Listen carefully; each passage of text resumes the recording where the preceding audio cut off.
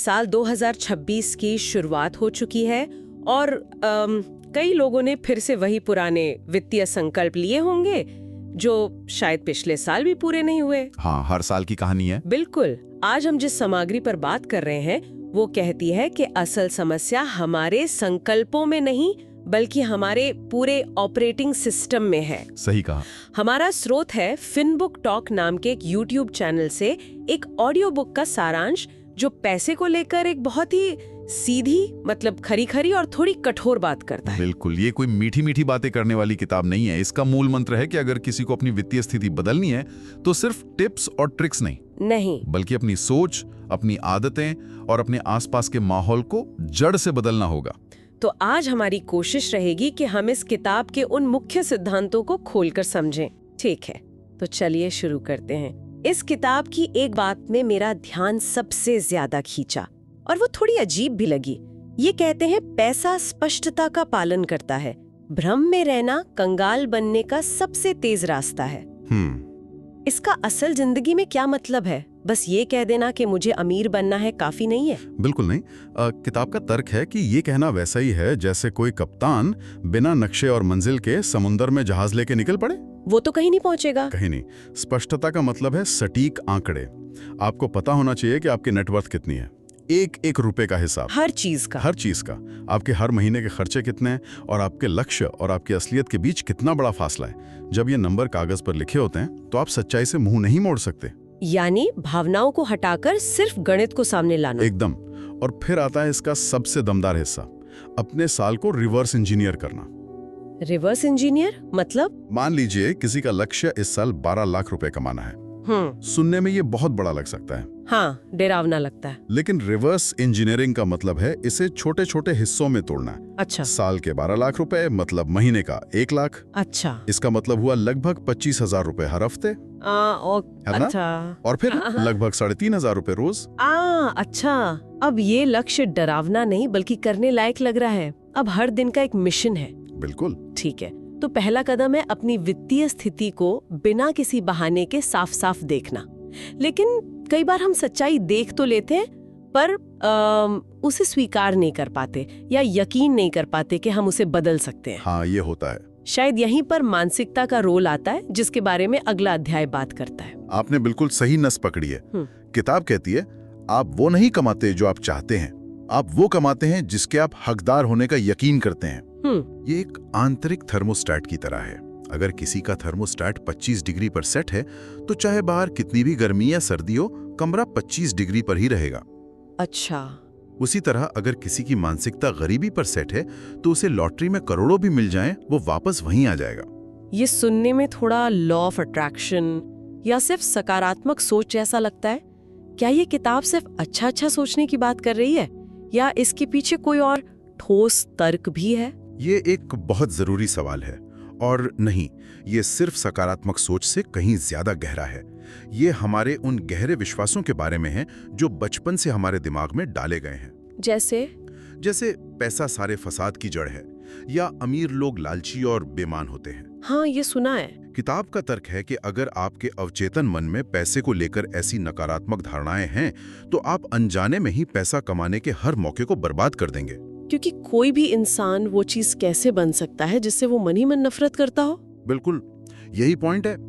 मतलब अपनी मानसिकता को फिर से प्रोग्राम करना होगा, पैसे को बुराई की तरह नहीं बल्कि आजादी और अवसर देने वाले एक साधन के रूप में देखना। हाँ, और ये भी मानना कि पैसा सीमित नहीं है, ये हर जगह मौजूद है। ये ऊर्जा का एक रूप है जो मूल्य के बदले में आता जाता है। अगर कोई दुनिया को मूल्य देता है, बड़ी समस्याओं को सुलझाता है, तो पैसा उसकी तरफ आकर्षित होता है। ठीक है, तो मानसिकता बदल गई, लक्ष्य साफ हो गए, लेकिन घर का खर्च तो चलाना है। अगला अध्याय आय बढ़ाने के बारे में है और यहाँ पर एक बड़ी चौंकाने वाली बात कही गई है। हाँ।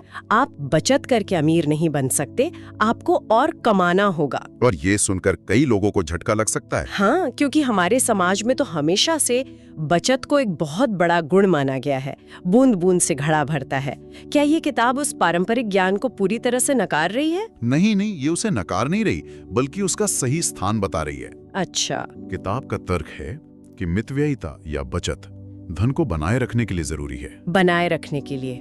उसे बनाने के लिए नहीं। सोचिए कोई अपने खर्चों में कितनी कटौती कर सकता है। एक सीमा है। हाँ, 0 से नीचे तो नहीं जा सकते। बिल्कुल, लेकिन आपकी कमाई की कोई ऊपरी सीमा नहीं है, वो अनंत हो सकती है। इसलिए मानसिकता को रक्षात्मक यानी बचत से आक्रामक यानी कमाई में बदलना होगा। और ये सीधे तौर पर एक ही आय स्रोत के खतरे से जुड़ जाता है। किताब तो यहाँ तक कहती है कि सिर्फ एक नौकरी पर निर्भर रहना एक ऐसा वित्तीय फंदा है जो आखिरकार आपकी गर्दन तोड़ देगा। बहुत कठोर शब्द हैं पर सच हैं। किताब के अनुसार एक नौकरी पर निर्भर रहना रेत की नींव पर महल बनाने जैसा है। एक खराब मीटिंग, एक आर्थिक मंदी या बॉस का मूड खराब होना। हाँ, और आपकी पूरी दुनिया हिल सकती है। और ये भारत जैसे देश में और भी जरूरी हो जाता है, जहां एक ही नौकरी पर पूरी तरह निर्भर रहना कितना जोखिम भरा हो सकता है। सही बात है। तो समाधान क्या है? ज्यादा कैसे कमाएं? जहां पर लेखक एक बहुत कठोर सच्चाई सामने रखते हैं।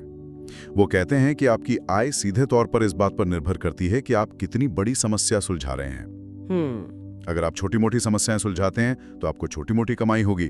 अगर आप करोड़ों लोगों की बड़ी समस्या सुलझाते हैं तो आपको करोड़ों मिलेंगे। और इसके लिए जरूरी है ऐसे कौशल सीखना जो दुर्लभ हो और जिनकी बाजार में भारी मांग हो। बिल्कुल।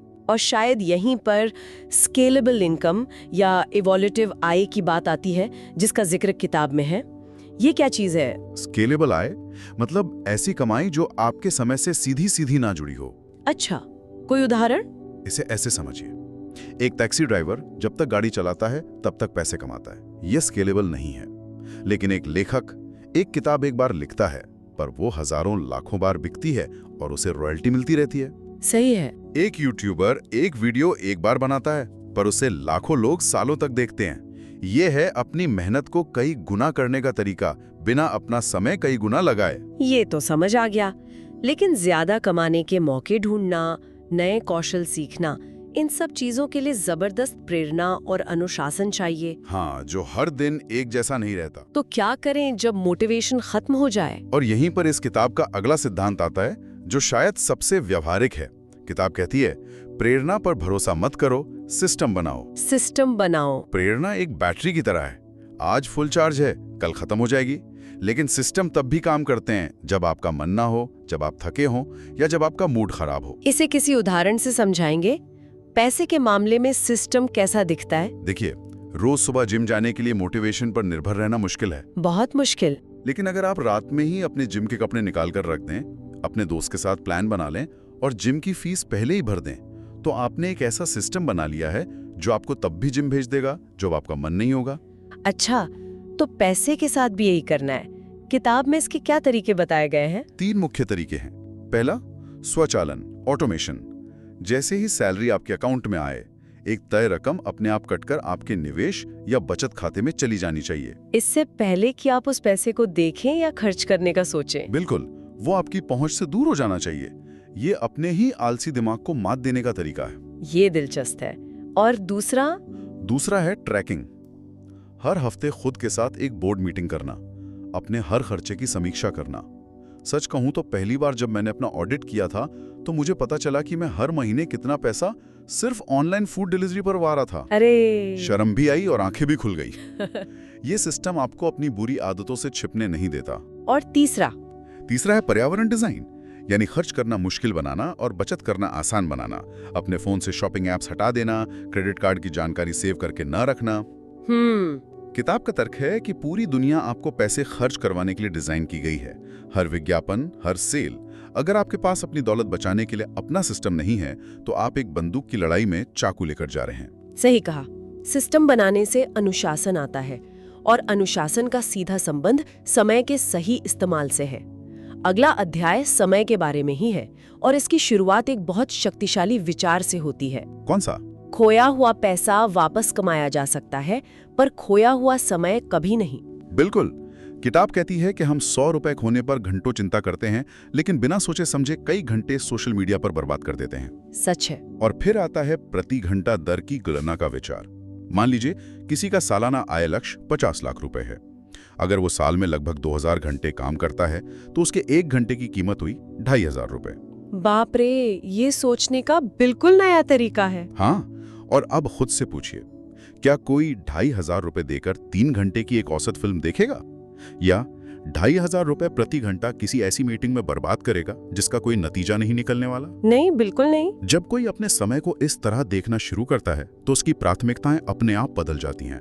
आप उन कामों को मना करना सीख जाते हैं जो आपके इस रेट से कम मूल्य के हैं। और किताब में गहन कार्य यानी डीप वर्क को 21वीं सदी की महाशक्ति कहा गया है। हाँ, बिना किसी भटकाव के पूरी तरह ध्यान लगाकर काम करने की क्षमता। क्योंकि ज्यादातर लोग ये क्षमता खो चुके हैं। बिल्कुल, हमारा ध्यान बटा हुआ है।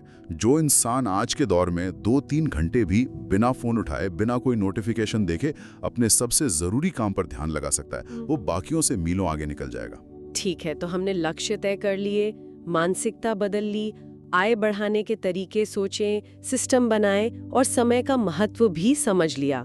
लेकिन ये सब कागज पर ही रह जाएगा अगर हर दिन एक्शन न लिया जाए। और यहीं पर किताब का अगला सिद्धांत आता है, सपने बिना रोज की कार्रवाई के मर जाते हैं।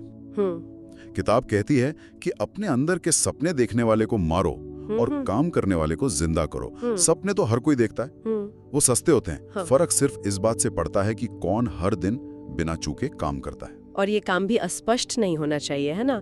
जैसे मैं अपने बिजनेस पर काम करूंगा जैसा नहीं, बिल्कुल नहीं। काम एकदम साफ और नापने लायक होना चाहिए। जैसे मैं आज 50 कोल्ड कॉल करूंगा या मैं आज अपनी किताब के 1000 शब्द लिखूंगा। अच्छा, ये ऐसे काम हैं जिन्हें टाला नहीं जा सकता, जो हर हाल में करने ही हैं। सफलता की कीमत रोज की मेहनत की मुद्रा में चुकानी पड़ती है। लेकिन रोज रोज इतनी मेहनत करना तब बहुत मुश्किल हो जाता है जब आपके आसपास का माहौल ही आपको पीछे खींच रहा हो। और यहीं पर इस किताब का आखिरी और शायद सबसे जरूरी सिद्धांत आता है। हाँ, और वो है आपका परिवेश। किताब कहती है, कंगाल सोच वालों के साथ रहोगे तो सिकुड़ जाओगे। हमारा माहौल एक अदृश्य हाथ की तरह है जो हमारे भाग्य को आकार देता है। अगर किसी के दोस्त हर वीकेंड पर सिर्फ पार्टी करने और पैसा उड़ाने की बात करते हैं, तो आप चाहे कितने भी अनुशासित क्यों न हो, एक दिन आप भी वही करने लगेंगे। बिल्कुल, इसे सामाजिक परासरण कहते हैं। यानी हम अनजाने में अपने करीबी लोगों की आदतें, भाषा और विश्वासों को अपना लेते हैं। एकदम। जैसे अगर आप ऐसे कमरे में हैं जहां सब धूम्रपान कर रहे हैं, तो धुआं आपके फेफड़ों में भी जाएगा, चाहे आप सिगरेट पिएं या ना पिएं। सही उदाहरण है। नकारात्मक और औसत दर्जे का माहौल भी ऐसा ही है। ये लगातार आपको नीचे खींचता है। इसलिए समाधान है अपने भौतिक और डिजिटल दोनों परिवेशों को बेरहमी से चुनना। और ऐसे लोगों के साथ उठना बैठना जो आपको प्रेरित करें। हाँ, खुद को ऐसे लोगों से घेरना जो महत्वाकांक्षा को सामान्य मानते हैं, जो बड़ी बातें करते हैं। किताब तो यहाँ तक कहती है कि उन कमरों में रहने की कोशिश करो जहाँ आपकी सालाना आय किसी और का महीने का टैक्स बिल हो। वाह! ये आपके मानकों को जबरदस्ती ऊपर उठाता है। जब आप ऐसे माहौल में होते हैं जहाँ पैसा कमाना सांस लेने जितना स्वाभाविक है, तो असंभव लगने वाले लक्ष्य भी मुमकिन लगने लगते हैं। तो संक्षेप में ये किताब कोई आसान रास्ता नहीं दिखाती। ये एक आक्रामक, बिना किसी बहाने वाली फिलॉसफी है। ये सिर्फ टिप्स और ट्रिक्स के बारे में नहीं है, बल्कि किसी की मानसिकता, आदतों और परिवेश के पूर्ण बदलाव के बारे में है। सभी अध्याय एक ही विचार की ओर इशारा करते हैं, अपनी वित्तीय जिंदगी का पूरा और बेरहम नियंत्रण अपने हाथ में लेना। स्पष्टता, मानसिकता, आय, सिस्टम, समय, काम और परिवेश। हाँ, ये सभी उस नियंत्रण को हासिल करने के अलग अलग लेवर हैं। यह भावनाओं या प्रेरणाओं पर निर्भर रहने के बजाय एक ऐसी मशीन बनाने के बारे में है जो सफलता को अनिवार्य बना दे। यह किताब तर्क देती है कि किसी को बाजार में एक शिकारी बनना चाहिए, शिकार नहीं। तो यहाँ एक बड़ा सवाल उठता है, क्या वित्तीय सफलता के लिए इस आक्रामक, किलर मानसिकता को अपनाना और साथ ही अपने व्यक्तिगत मूल्यों और समुदाय की भावना को बनाए रखना संभव है? सोचने वाली बात है।